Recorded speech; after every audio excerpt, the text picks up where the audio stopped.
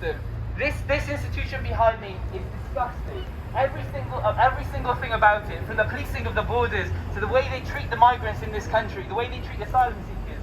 And it's not a migrant crisis, it's a refugee crisis. And they're people. And let's remember that, because they're trying to dehumanize them. We have to stand up and say they're people. Because people like Priti Patel, they came here. Their family were migrants, right? Their families came here. Why is she now an accepted migrant but other people aren't? I don't know. I mean, it's when I speak about the Home Office, to be honest, I just want to swear. I mean, this institution, everything about this, the way this system works is rotten. And the only thing we can do to actually pay respect to these lives is to tear it down. And I want people to remember that, to tear it down and to keep on organising. And every time this happens, we turn up here. Every time this happens, we turn up here. All right, thank you. If anyone wants to come up and speak, please. Has led our current Home Office to work merely from muscle memory when dishing out brutality and turning their backs on the most desperate of people. It is decades of Orientalism post 9/11 that means that when we see brown skin, the general public are taught to question their place and fear the other. To some, these are merely buzzwords that are thrown around in speeches, interviews and articles. But these are big cogs in the machine that result in the majority of the public sitting back idly while our brothers and sisters drown in the Channel.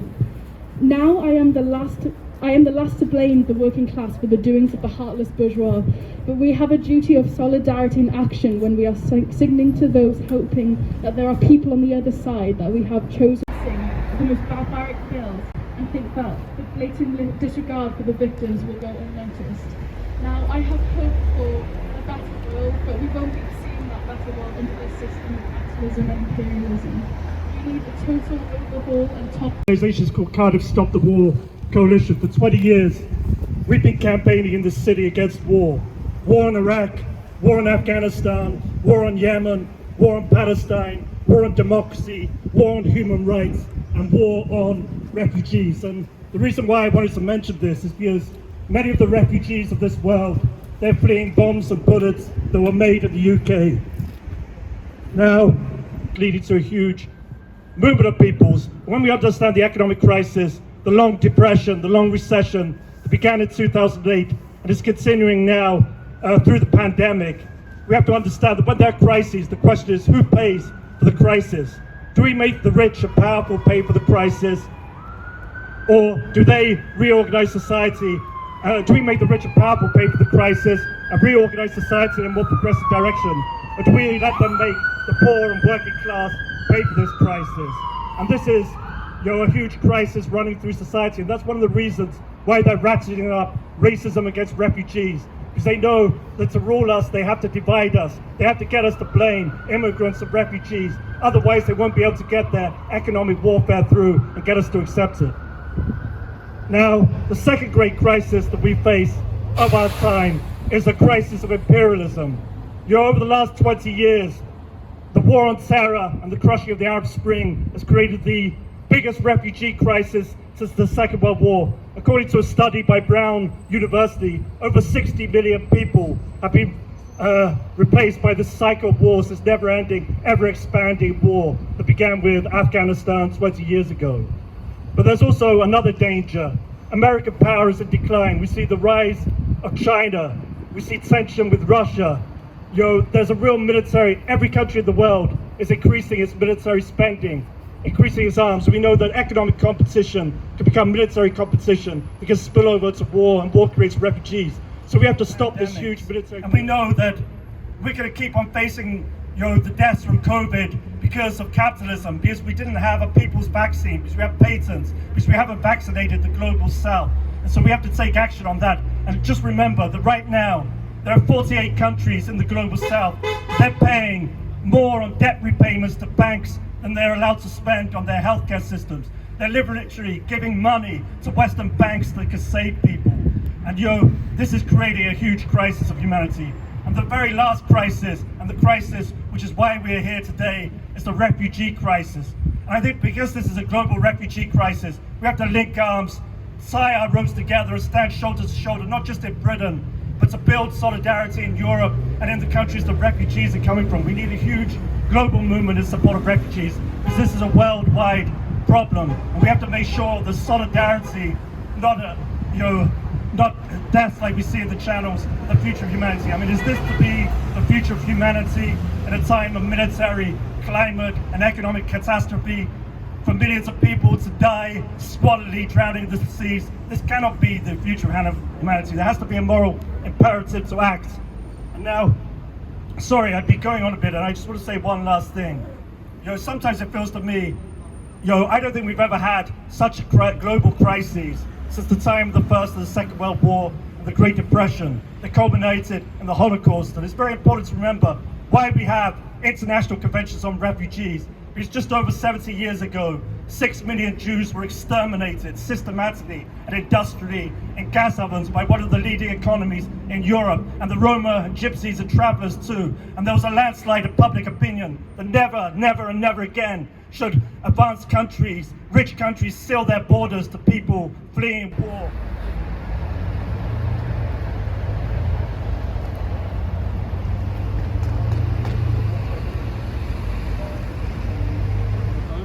And send me back to Saudi Arabia. That's what they have told me. Now, when I was in Saudi, when I was exiled from Saudi Arabia, I told them, this is my country, I should live in peace the way I'm entitled to.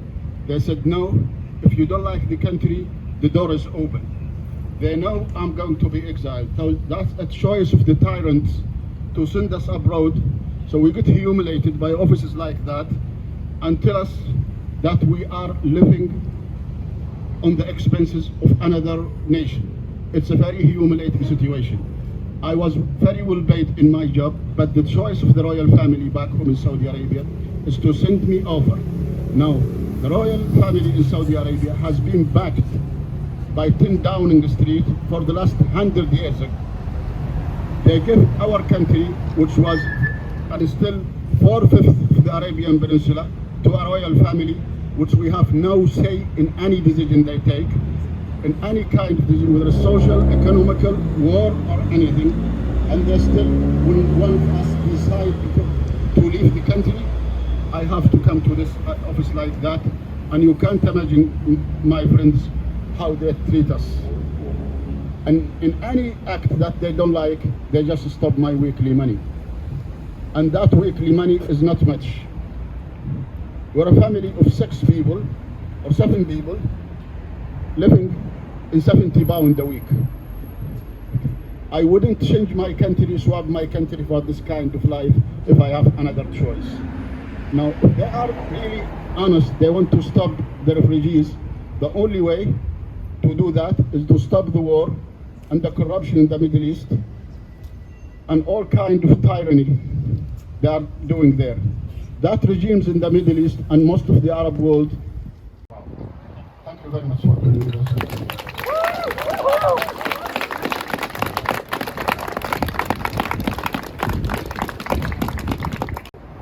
I live in a working class district of Cardiff, and about 5 or 6 doors down we had a family of asylum seekers moving about a year ago.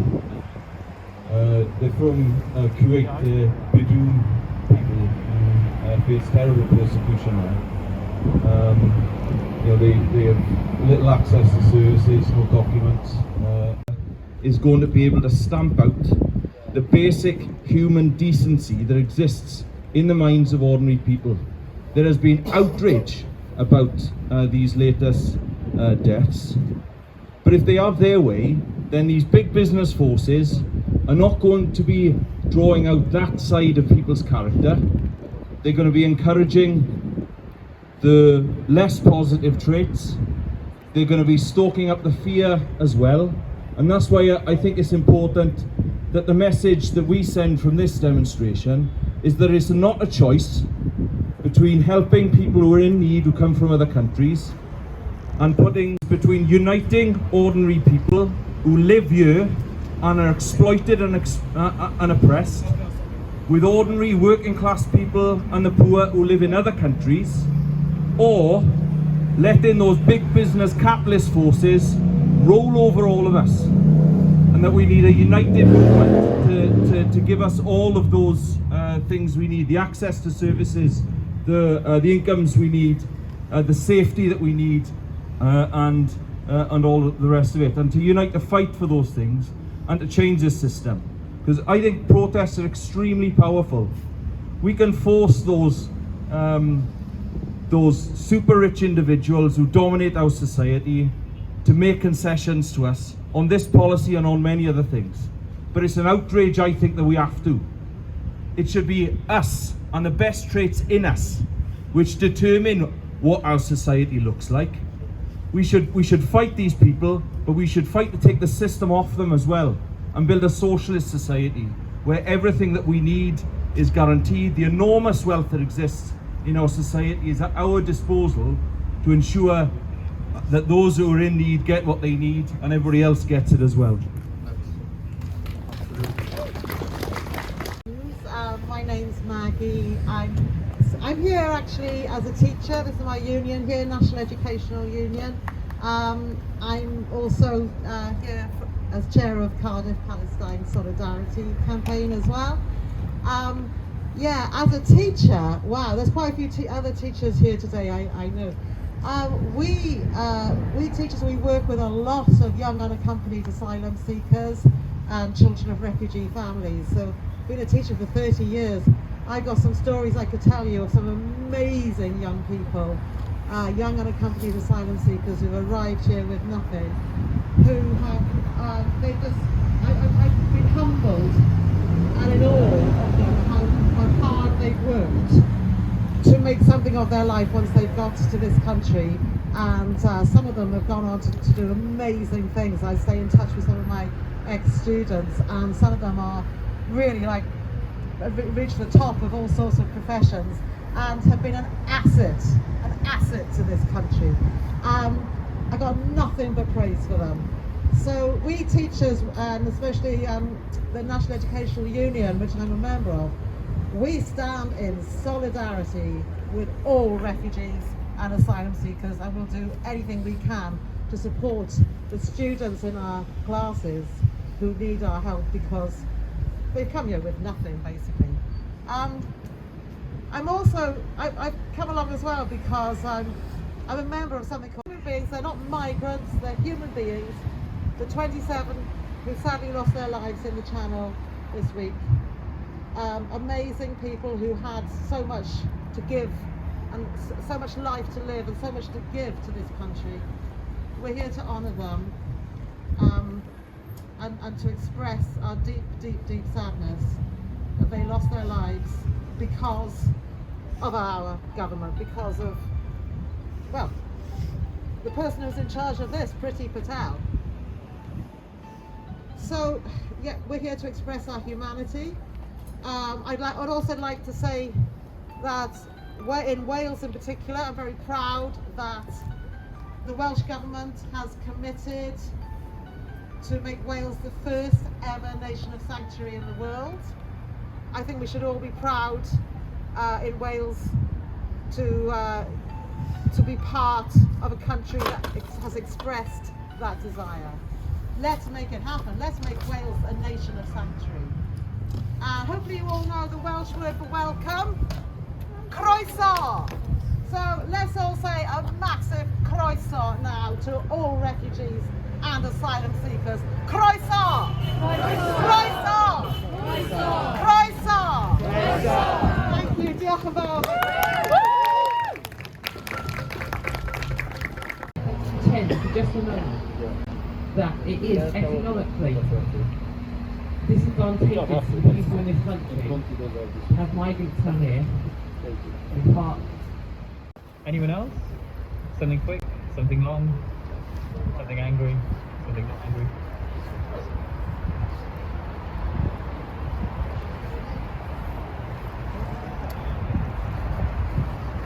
I'm going to speak really quickly because I didn't plan to and I'm really nervous about doing it. Thank you. I'm the head of ESOL Oasis Cardiff, so we're working with people every day who have arrived here with asylum seekers, with refugees. And I just want to emphasise their humanity. These are people, they're real people. who are funny, or they're intelligent, sometimes they're grumpy, or they're sad when they come in, or they're fucked off, but they're just completely like normal people. It could be any 27 people like us or them who died in a freezing cold ocean. And yeah, I just want to emphasize that these are real people, and the line is so thin between these people that I kind of work.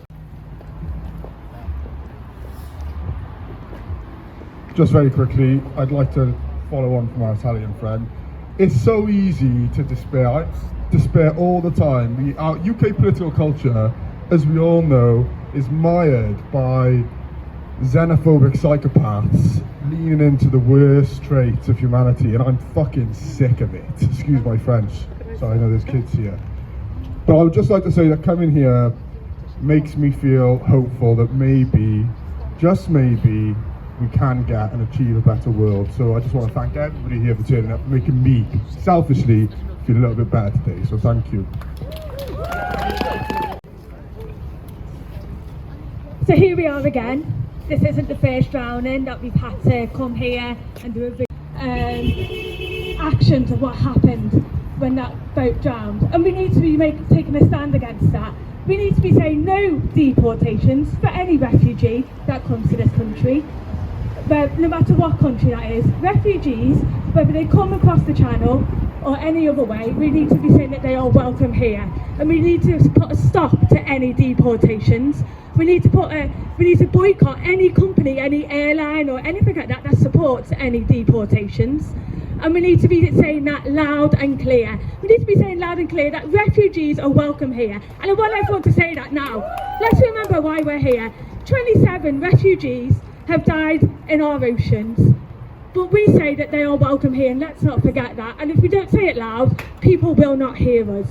We need to be demanding in Westminster, no matter what political party it is, because apparently Starmer was saying just the day before that the Tories weren't doing enough to tackle the refugee problem. So I'm sorry, those in Westminster, no matter what political party you're in, you are all to blame and you are all criminals when it comes to what is happening with the refugee crisis. And we need to challenge them, and we need to say it very loudly, and actually not just turn up when people have died. We need to be doing this more regularly until things change, until the bill that they're trying to put through, which will mean that more refugees will die, is cancelled. People are going to be arrested if they rescue people from drowning in the channel if this bill goes through. So we're just going to end up with more people who are dying.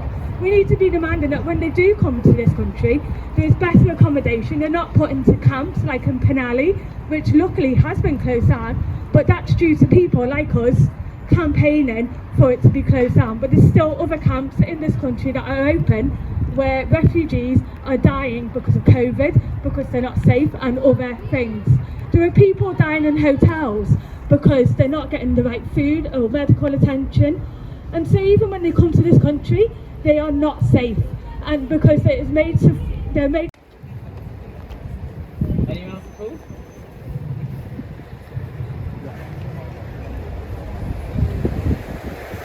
Okay, if no one wants to say anything, I guess what we'll do, we'll wrap up. I just want to say last few things. I think one thing that's quite a common theme around here is the very basic notion that people move. And people move for all sorts of reasons. People move because they want a job, people move because their family has died, people move because they fell out with a friend. A lot of people move. And let's remember this, no matter how many times they try and tell us that refugees are swarming us and whatever dehumanising language they use, let's remember that only 1% of refugees will ever arrive in the UK. Only 1%. And I say this often, but it's very telling that this government and this institution behind me care far more about that 1% than the 1% that hoard 50% of the world's wealth. So as speakers have mentioned before me, and they said everything that needs to be said, we should do this more often, not only when somebody dies, but consistently apply pressure to these institutions. Because they are afraid. I'll tell you from somebody who works in the sector, the Home Office are very conscious of what people are saying in the papers. That's why campaigns work. That's why you can stop people like Osama Brown from being deported. That's why you can do these things. because the Home Office is afraid. And if they're not afraid enough, then we'll sit in the airport runway and we'll stop the planes from taking off. And if they're not afraid enough, then when they go to the houses of refugees and deport them, we'll form circles around them. So if you want to just pay your last respects, please do. But thank you for coming. And listen, this issue will continue to raise its head, whether through climate change, whether through wars. And let's be very clear, we will always have a big role to play in that. And we need to stop it because more people and more people are dying. And these people are just like us. Just because they weren't living here or they weren't born here doesn't mean they're not allowed to seek a better life. Yeah. Thank you very much.